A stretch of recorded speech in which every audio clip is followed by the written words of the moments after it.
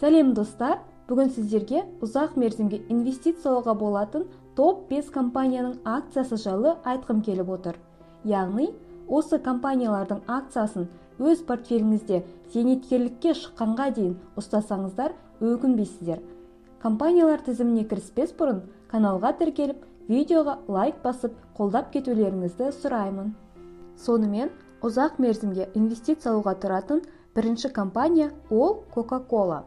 Жалпы, Coca-Cola компаниясының акциясы Уоррен Баффеттің сүйікті акцияларының бірі. Осы компанияның акциясының графигіне қарасақ, қысқа мерзімде баға өзгеріп тұрғанымен, жалпы ұзақ мерзімде компания өсіп келе жатқанын байқауға болады. Графикті көрсеңіздер, акция тренді жоғары қарай ұмтылғанын байқайсыздар. Бұдан бөлек, компания акционерлеріне үздіксіз дивиденд төлейтіндігін естен шығармайық. Алайда, Коланың акциясы IT компанияларының акциясы сияқты күтпеген жерден бағасы шарықтап кетеді деп үміттенудің қажеті жоқ. Жаңа ғана графиктен көргендеріңіздей, компанияның нарықта жүргеніне біраз жыл болды. Және компанияның капитализациясы үнемі өсумен келеді. Өмірде қарасаңыздар да, көптеген адамдар кола өнімдерін пайдаланады. Көпшілігі оны ұнатады. Сол себепті компания ары қарай дамуын жалғастырады деп сенуге болады. Ұзақ мерзімге инвестициялауға тұратын келесі компания ол Disney. Disney бүкіл әлемге танымал медиалық корпорация. Шындығына келсек, Disney көпшілік адамдарда қуанышпен ассоциацияланады. Балық шақта көретін көптеген мультфильмдерді, киноларды осы Disney компаниясы шығарған. Ал енді компанияның бизнесіне тоқталатын болсақ, қазіргі кезде Disney көптеген танымал брендтерге ие. Және де сондай брендтердің арқасында әлі талай тамаша туындылар шығаратындығына ешқандай күмәнім жоқ.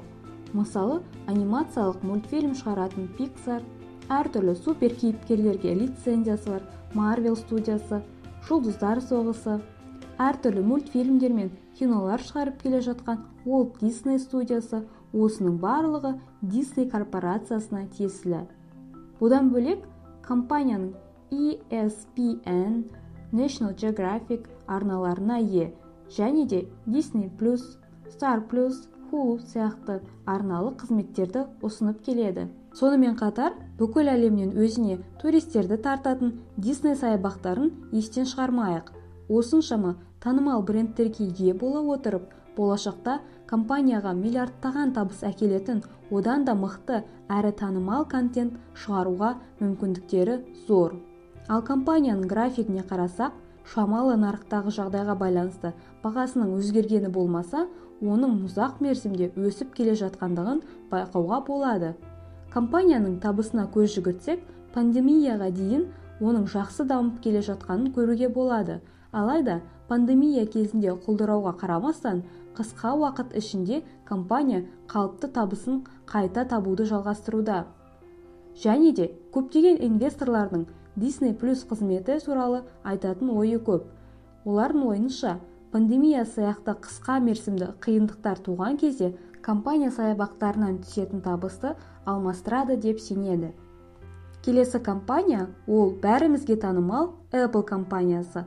Бұл жерде айта кететін ең басты ақпарат ол Уоррен Баффеттің инвестициялық портфелінің басым бөлігі осы Apple компаниясының акцияларынан құралған. Осының өзі бізге талай ақпарат береді десек қателеспейміз. Алайда, осы фактіге негізделе отырып қана инвестициялау дұрыс емес. Соңғы жылдары Apple компаниясының өнімдерін екінің бірі қолданады деп айтсақ қателеспейміз. Көпшілік тұрмыста да, жұмыста да қолданатын iPhone, MacBook, iPad, Apple Watch барлығы осы компанияға тиесілі. Бұл өнімдерден бөлек, компания ұсынатын қызметтерді естен шығармайық. Олардың қатарына Apple Music, iCloud, Apple TV, Apple Pay және тағы да басқалары кіреді. Қосымша, компания әрбір жыл сайын кемінде бір өнімді жарыққа шығарады. 2021 жылы компанияның акциясы 34%-ға өскен. Бұл тіпті S&P 500 индексінің өсу көрсеткішінен жоғары. Графиктен қарасаңыздар, Қысқа уақыттық өзгерістерге қарамастан, компания акциялары жоғарылауда. Инвесторлардың басым көпшілігі бұл тренд жалғасады деп үміттенеді. Себебі компания болашақта өз клиенттерін жаңа туындылар мен, соның ішінде 5G қосымшасы, электромобиль, виртуалды көзейнекпен қуантпақ ойы бар. Оған қоса, компанияның акциясының өсімінің драйвері ол компанияның өз акциясын қайта сатып алуы болып табылады. Компания өз акцияларын сатып алумен 2012 жылдан бері айналысып келеді. Бұл өзгерістер компанияның өсіміне оң әсерін тигізеді деп айтуға негіз бар. Қосымша артықшылығы ретінде компанияның дивиденд төлейтіндігін айтып өту керек. Келесі компания ол жылжымайтын мүлік секторынан болмақ.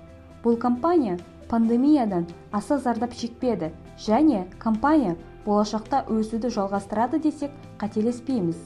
Компания Stark Industrial деп аталады. Жалпы, олардың бизнесі өте қарапайым және түсінікті. Олар әртүрлі коммерциялық, қоймалық ғимараттарды салумен, сатып алумен және де оларды жалға берумен айналысады. Қазір білсеңіздер, онлайн дүкендер өте кең таралуда, ал оларға өз клиенттеріне тауарды жылдам жеткізу үшін ыңғайлы жерде орналасқан қоймалар керек. Ал Stark Industrial компаниясының қызметі осыған бағытталған. Компания қойманың орнын таңдауға өте байыппен қарайды және сол себепті де компанияның ғимараттары 100%-ға арендаға алынған. Соңғы жылдары тренд болып келе жатқан экология тақырыбынан компания қалыс қалып келе жатқан жоқ. Өз ғимараттарында компания күн батареяларын қолданады. Сол энергияны ғимаратқа қажетінше пайдаланады, ал артығын сатумен айналысады. Бұл дегеніміз компания үшін қосымша табыс. Қаржылық тұрғыда компанияның жағдайы өте тұрақты. Өз қызметтерін ешбір қиындықсыз атқарып келеді. Компанияның көпшілік компаниялардан айырмашылығы ол ай сайын дивиденд төлейтіндігі. Пассивті дивидендтік табысты маңызды деп санайтын инвесторларға бұл инвестициялауға жақсы акция. Бүгінде компанияның акциясын $30 шамасында сатып алуға болады. Ұзақ мерзімге инвестициялауға кеңес берілетін компаниялардың енді біреуі ретінде Microsoft компаниясын қарастырсаңыздар болады. Бүкіл әлемге техника секторының гиганты ретінде танымал компания ұзақ жылдар бойы нарықта тұрақты түрде дамып келе жатыр. Компанияның бизнесі де тіпті жақсы диверсификацияланған. Компания келесі секторлардан негізгі табысын алады. Оларға Intelligent Cloud, Operational System, Productivity and Business секторлары кіреді. Және әрбір сектор компанияға шамамен 30% табыс әкеледі. Қазіргі таңда әлемдегі компьютерлердің және ноутбуктардың басым көпшілігі Windows операциялық жүйесін қолданатындығын білетін шығарсыздар. Ал бұл тренд әлі де біраз уақытқа сақталады деп айтуға еш күмән жоқ. Компанияның қаржылық жағдайы тұрақты. Жылдар бойы компания табысы тек өсумен келеді. Компания дивидендті тұрақты түрде төлейді және соңғы жылдары дивиденд сомасын жыл сайын орта есеппен алғанда 13,3%-ға өсіріп келеді. Компанияның капитализациясы 2 триллионнан артық. Компания акциясы бүгінде шамамен $250 тұрады. Егер қазір осы компанияның акциясын сатып алсаңыздар, болашақта жақсы дивиденд алып, компания өсімінен табыс көретіндеріңізге нық сенімді бола аласыздар. Осымен ұзақ мерзімге инвестициялауға болатын топ 5 компаниялар жайлы видео соңына келіп жетті. Каналға тіркеліп, видео ұнаса міндетті түрде лайк басып кетулеріңізді сұраймын. Сіздердің қолдауларыңыз мен үшін өте маңызды. Назар қойып соңына дейін тыңдағандарыңызға рахмет. Сау болыңыздар.